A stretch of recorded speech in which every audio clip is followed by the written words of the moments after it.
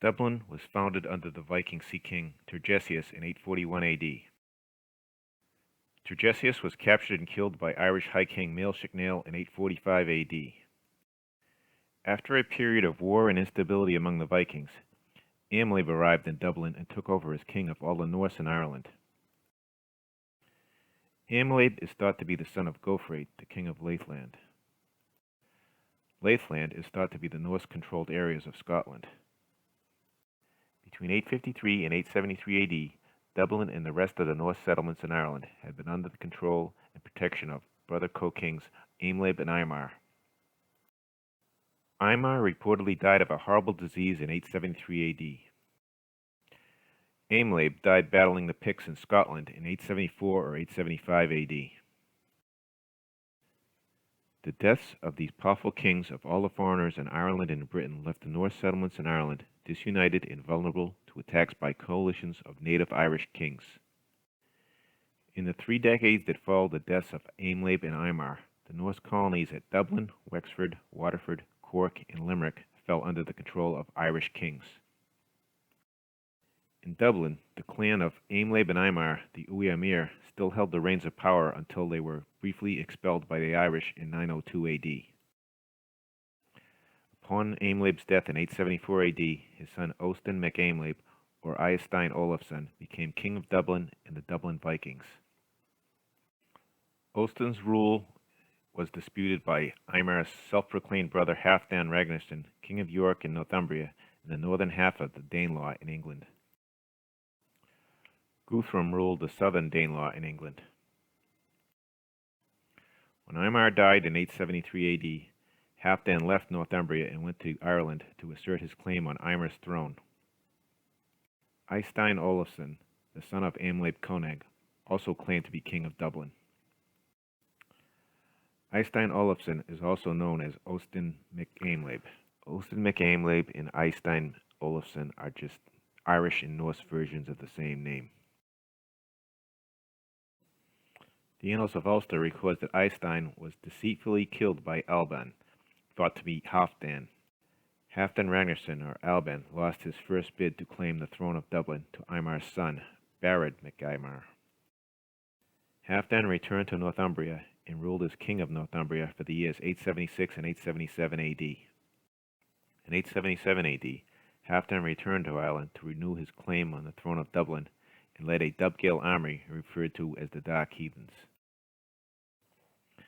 In 877 AD, this army of Dark Heathens fought against the army of the Fair Heathens, Fingall Vikings, led by the son of Imar, Barad mac Imar, at the Battle of Strangford Lough.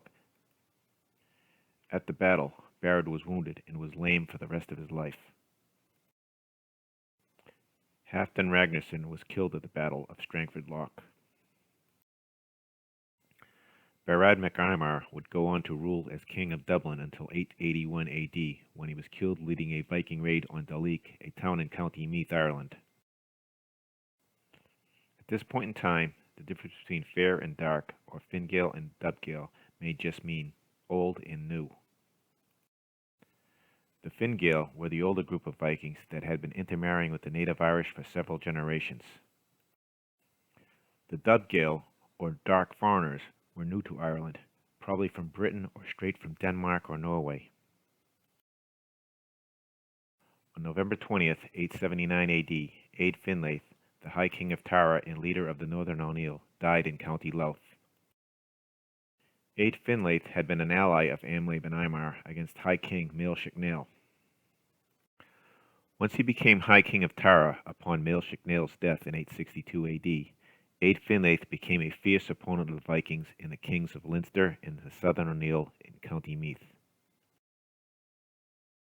Upon Aed Findlaith's death in 879 AD, Flann Sinna, the king of Meath, leader of the Southern O'Neill and the son of Maelshicnail, became High King of Tara.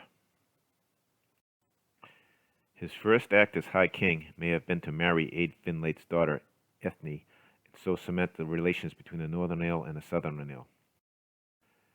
Flann Sinna's next act as High King of Tara was to demand hostages from his rival, Downham mac Muirecain, king of Leinster. In 882 AD, Flann Sinna led a coalition of Irish and Viking armies to attack Armagh. After Barad mac Imar's death, his brother Sigfrith mac Imar became king of Dublin sometime between 881 and 883 AD. During Sigfrith's reign, the Fine Gael Vikings allied with the Southern Gael and fought against Sigfrith and his Gael Viking allies. In 888 AD, Sigfrith mac Imar was murdered by an unnamed member of his own family, the Ui Imair. His brother Sigtric mac Imar became king of Dublin. During Sitric's reign, the internal feud between the Fine Gael Vikings and the Gael Vikings continued and further weakened the Norse settlements in Ireland against pressure from the native Irish. Despite the internal feuds, the Vikings of Dublin were able to fight successful wars against the Irish of Leinster to their south and the Southern Gael clans to their north in County Meath. The Annals of Ulster report that in 887 AD, the Vikings defeated the forces of Flann Sinna, High King of Tara, at the Battle of Pilgrim. Among the dead on Flann's side were Aed MacConcubar of the Ui Imair, king of Connaught, Lurgus MacCronin, bishop of Kildare, and Donshad, abbot of Kildare. Irish clergymen were often among the named dead in the battles of the early Viking periods. In the Viking era, Irish clergymen had to be warriors to protect their churches and monasteries against raids by Vikings and enemy Irish clans. In 893 AD, Sitric was challenged for control of Dublin by Jarl Sigfrith, who also claimed to be king of the Dublin Vikings. Both Sitric and Jarl Sigfrith left Dublin separately that year to fight in Britain. It is uncertain how Sitric and Jarl Sigfrith resolved their differences. In 884 AD, Sitric returned to Dublin. In 895 AD, a Viking leader called Glenairon Ironknee led a Viking army from Dublin to Armagh, where 710 prisoners were captured. In 896 AD, Sitric mac Imar was killed by a number of unnamed Vikings. The feud between the Fine Gael Vikings and the Gael Vikings was heating up. Also in 896 AD, Amlaib, the grandson of Imar, and Glentrunda, son of Glenairon Ironknee, were killed in battle. They were killed by the forces of Conall Maethemne of County Louth and Aedith MacLagney, the king of Ulster. Later in 896 AD, the Vikings of Dublin killed Flannacan MacKellic, the king of Bregagh.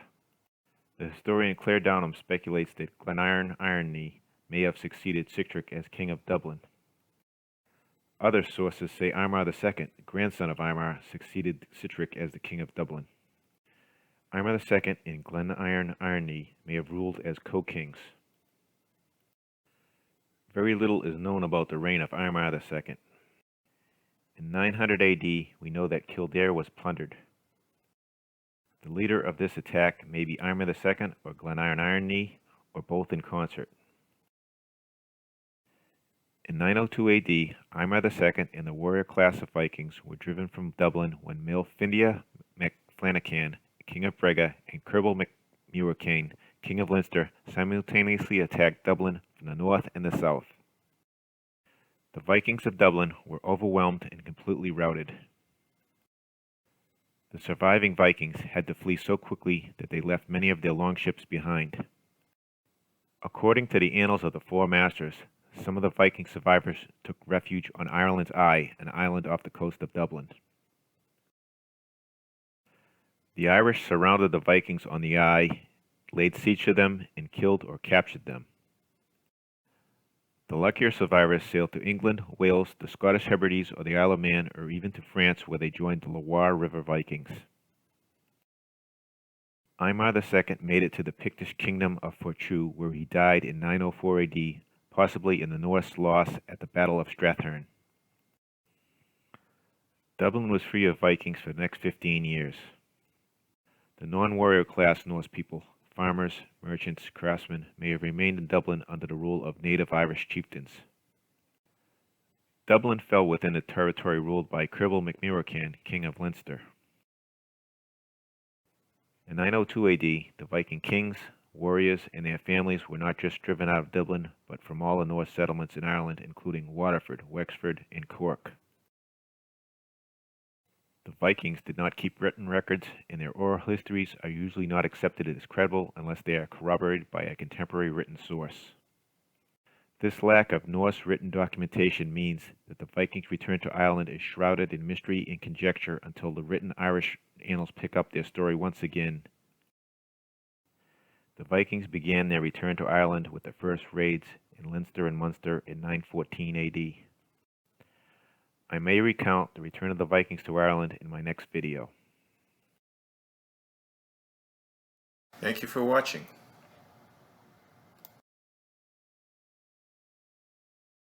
If you enjoyed my video and would like to help me make similar content, please hit like and subscribe.